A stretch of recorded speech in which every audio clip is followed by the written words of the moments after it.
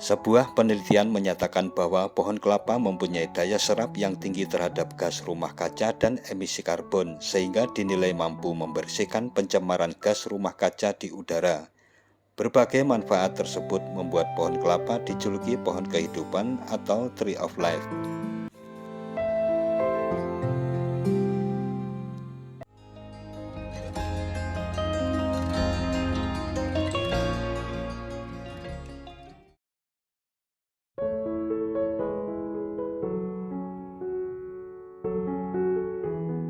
Assalamualaikum warahmatullahi wabarakatuh. Mitra DFTV, kelapa, nyiur, atau kerambil adalah anggota tunggal dalam genus kokos dari suku aren-arenan atau Arisaceae.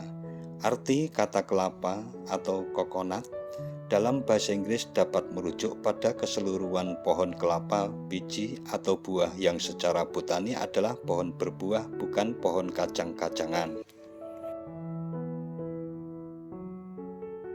Istilah ini berasal dari kata Portugis dan Spanyol pada abad ke-16, koko yang berarti kepala atau tengkorak setelah 3 lekuan pada tempurung kelapa yang menyerupai fitur wajah. Tumbuhan ini dimanfaatkan hampir semua bagiannya oleh manusia sehingga dianggap sebagai tumbuhan serbaguna terutama bagi masyarakat pesisir. Kelapa juga adalah sebutan untuk buah yang dihasilkan tumbuhan ini. Asal kelapa diperkirakan berasal dari Amerika Selatan. Tanaman ini telah dibudidayakan di sekitar lembah Andes di Kolombia sejak ribuan tahun sebelum Masehi.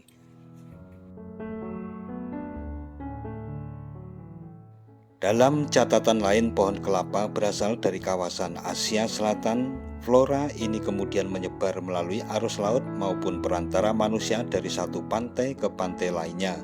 Kelapa sudah dikenal sejak 3000 tahun lalu di daerah peradaban tertua di dunia yaitu Filipina dan Sri Lanka. Maka dapat dipastikan bahwa pohon kelapa berasal dari daerah tropis dan sekitarnya.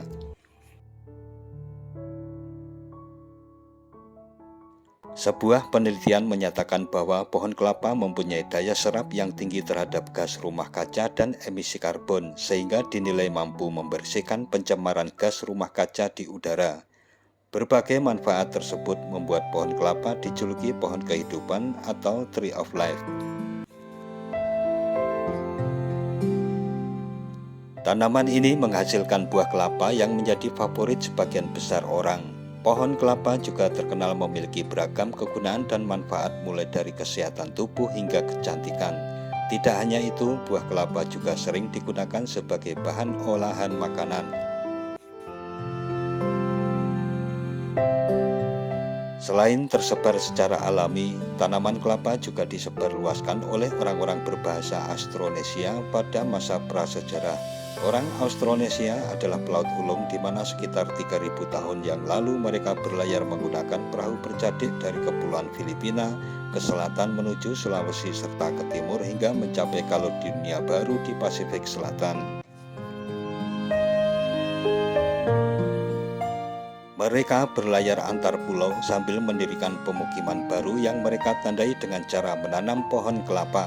Selama berlayar, buah kelapa menjadi bekal di mana dagingnya dapat dimakan dan airnya untuk diminum. Sabut kelapa juga sangat bermanfaat untuk dipintal menjadi tali temali yang kuat, digunakan untuk mengikat dalam konstruksi rumah atau sebagai tali perahu atau untuk mengikat layar. Oleh orang Austronesia, pohon kelapa juga disadap untuk diambil niranya. Nira yang dihasilkan kemudian diolah menjadi minuman beralkohol. Minuman ini di pesisir utara Papua disebut dengan saguwer.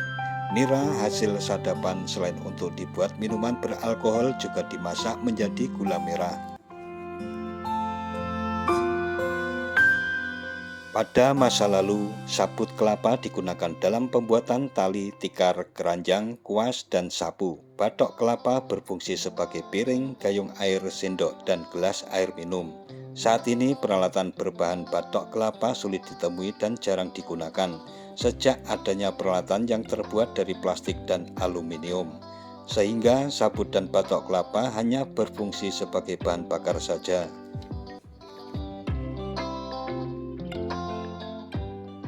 Selain daging yang dapat dimakan dan minuman yang diperoleh dari kelapa muda, kelapa yang dipanen juga menghasilkan kopra, daging kelapa kering yang diekstraksi menghasilkan minyak goreng. Saat ini Filipina dan Indonesia menjadi penghasil kopra utama di dunia.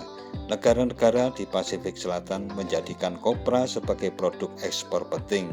Dagingnya juga bisa diparut dan dicampur dengan air untuk dibuat santan atau sebagai bahan dalam pembuatan makanan tradisional.